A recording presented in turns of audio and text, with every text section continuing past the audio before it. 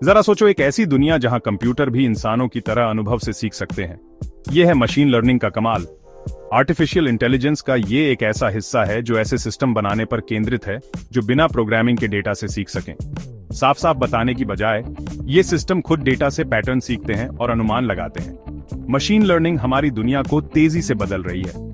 आपके पसंद के प्रोडक्ट्स को रिकमेंड करने से लेकर स्पैम ईमेल को फिल्टर करने तक हमारे रोजमर्रा के बहुत से काम मशीन लर्निंग से चलते हैं। सेल्फ ड्राइविंग कार्स भी अपने आसपास नेविगेट करने के लिए मशीन लर्निंग एल्गोरिदम का इस्तेमाल करते हैं। हेल्थ केयर में बीमारियों का जल्दी और सटीकता से पता लगाने के लिए मशीन लर्निंग का उपयोग हो रहा है। आने वाले समय में मशीन लर्निंग का प्रभाव और भी बढ़ने वाला है। जैसे जैसे ज्यादा डेटा उपलब्ध होगा और कंप्यूटर और भी तेज होते जाएंगे, हम इस तकनीक के और भी नए नए उपयोग देखेंगे। पर्सनलाइज्ड मेडिसिन से लेकर स्मार्ट रोबोट तक इसकी संभावनाएं अनंत हैं। आइए मशीन लर्निंग के अलग अलग प्रकारों और उनके काम करने के तरीके के बारे में और जानें। सुपरवाइज्ड लर्निंग ऐसा है जैसे कोई टीचर आपको सीखने में मदद कर रहा हो। सोचिए, आप अलग अलग तरह के फल पहचानना सीख रहे हैं। आपका टीचर आपको सेब, केला और संतरे की तस्वीरें दिखाता है और हर एक को सही तरह से नाम देता है। आप उनके आकार, रंग और साइज जैसे फीचर्स के आधार पर उनमें अंतर करना सीखते हैं। सुपरवाइज्ड लर्निंग में एल्गोरिथम को लेबल किया हुआ डेटा दिया जाता है, यानी हर डेटा पॉइंट को सही आउटपुट के साथ टैग किया जाता है। एल्गोरिथम का काम इनपुट फीचर्स और आउटपुट लेबल के बीच के संबंध को सीखना होता है। एक बार जब यह इस संबंध को सीख लेता है तो यह नए अनदेखे डेटा के लिए आउटपुट की भविष्यवाणी कर सकता है। सुपरवाइज्ड लर्निंग के दो मुख्य प्रकार हैं, रिग्रेशन और क्लासिफिकेशन। रिग्रेशन का उपयोग एक कंटिन्यूअस आउटपुट की भविष्यवाणी करने के लिए किया जाता है, जैसे कि साइज, लोकेशन और बेडरूम की संख्या जैसे फीचर्स के आधार पर घर की कीमत का अनुमान लगाना। दूसरी ओर क्लासिफिकेशन का उपयोग कैटेगोरिकल आउटपुट की भविष्यवाणी करने के लिए किया जाता है, जैसे यह निर्धारित करना कि कोई ईमेल स्पैम है या नहीं, उसकी सामग्री और प्रेषक के आधार पर। अनसुपरवाइज्ड लर्निंग बिना नक्शे या गाइड के किसी नए शहर को एक्सप्लोर करने जैसा है। आपको अपने आसपास का निरीक्षण करना होगा, पैटर्न की पहचान करनी होगी और अपने निष्कर्ष निकालने होंगे। कल्पना कीजिए कि आप एक पार्टी में हैं और आप किसी को नहीं जानते।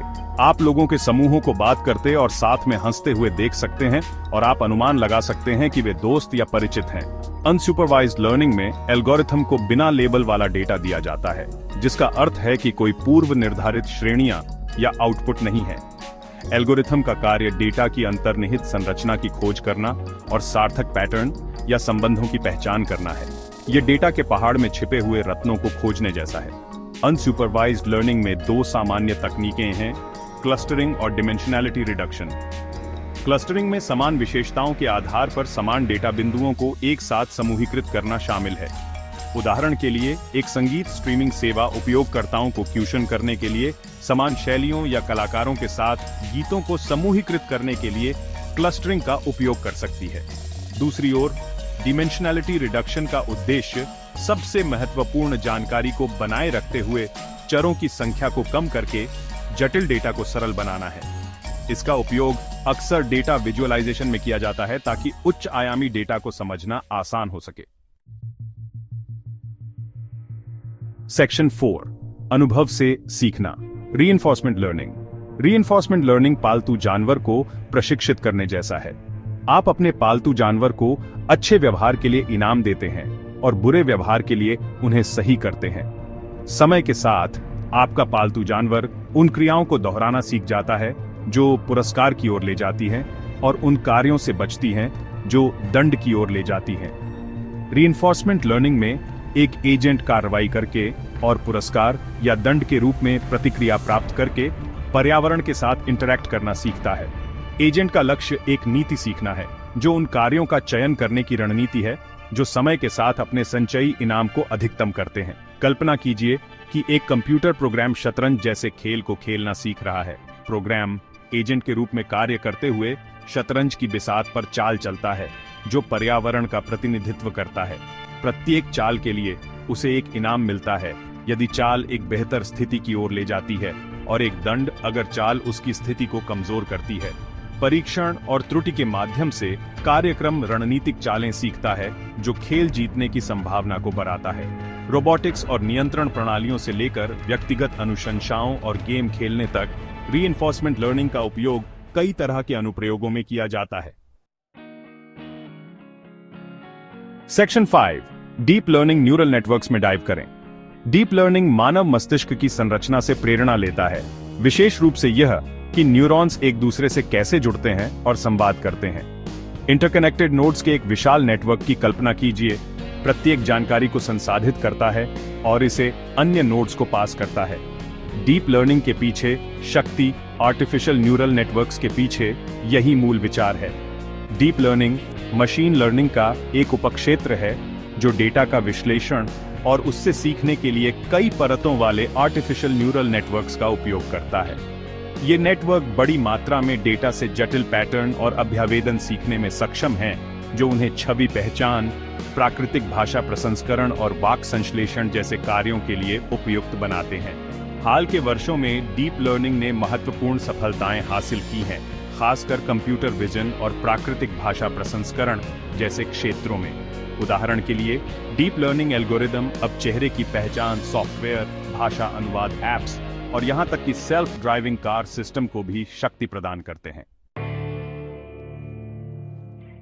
सेक्शन 6 डीप लर्निंग के बिल्डिंग ब्लॉक्स। डीप लर्निंग के केंद्र में आर्टिफिशियल न्यूरल नेटवर्क्स हैं, जो मानव मस्तिष्क के व्यवहार की नकल करने के लिए डिजाइन की गई जटिल संरचनाएं हैं। इन नेटवर्क में परतों में व्यवस्थित इंटरकनेक्टेड नोड्स होते हैं, जिन्हें न्यूरॉन्स कहा जाता है।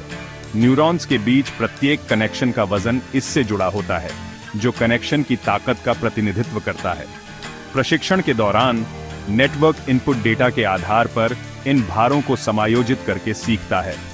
यह समायोजन प्रक्रिया बैक प्रोपेगेशन नामक एक तंत्र द्वारा निर्देशित होती है, जहां नेटवर्क अपनी भविष्यवाणियों और वास्तविक आउटपुट के बीच त्रुटि की गणना करता है और भार को अपडेट करने के लिए इस त्रुटि को परतों के माध्यम से वापस प्रचारित करता है। विभिन्न प्रकार के तंत्रिका नेटवर्क आर्किटेक्चर हैं, प्रत्येक अलग अलग कार्यों के लिए उपयुक्त है। कॉन्वोल्यूशनल न्यूरल नेटवर्क्स या CNNs छवि पहचान कार्यों में उत्कृष्टता प्राप्त करते हैं, जबकि आवर्तक तंत्रिका नेटवर्क या RNNs पाठ और भाषण जैसे अनुक्रमिक डेटा को संभालने के लिए डिजाइन किए गए हैं। Long short term memory networks एक प्रकार का RNN विस्तृत अवधि के लिए जानकारी को याद रखने में विशेष रूप से अच्छे होते हैं, जो उन्हें डेटा के लंबे अनुक्रमों को शामिल करने वाले कार्यों के लिए उपयुक्त बनाते हैं। सेक्शन 7 मशीन लर्निंग का भविष्य। मशीन लर्निंग का भविष्य अविश्वसनीय रूप से रोमांचक और संभावनाओं से भरा है। जैसे जैसे मशीन लर्निंग एल्गोरिदम विकसित होते रहेंगे और बेहतर होते जाएंगे, हम और भी अधिक परिवर्तनकारी अनुप्रयोगों के उभरने की उम्मीद कर सकते हैं। एक ऐसी दुनिया की कल्पना करें जहां व्यक्तिगत दवा आदर्श है, रोबोट विभिन्न उद्योगों में मनुष्यों के साथ सहजता से सहयोग करते हैं और आर्टिफिशियल इंटेलिजेंस हमें दुनिया की कुछ सबसे गंभीर समस्याओं को हल करने में मदद करता है। हालांकि इन उन्नतियों के साथ महत्वपूर्ण नैतिक बातें सामने आती हैं। जैसे जैसे मशीन लर्निंग हमारे जीवन में अधिक एकीकृत होती जाती है, यह सुनिश्चित करना महत्वपूर्ण है कि इन तकनीकों को जिम्मेदारी और नैतिकता के साथ विकसित और उपयोग किया जाए। हमें एल्गोरिदम में पूर्वाग्रह, स्वचालन के कारण नौकरी विस्थापन और AI के संभावित दुरुपयोग के बारे में चिंताओं को दूर करने की आवश्यकता है। खुली चर्चा को बढ़ावा देकर, नैतिक दिशा निर्देश स्थापित करके और जिम्मेदार AI विकास को बढ़ावा देकर हम सभी के लिए एक उज्जवल और अधिक न्यायसंगत भविष्य बनाने के लिए मशीन लर्निंग की शक्ति का उपयोग कर सकते हैं। मशीन लर्निंग की दुनिया की यात्रा अभी शुरू ही हुई है और संभावनाएं वास्तव में असीमित हैं।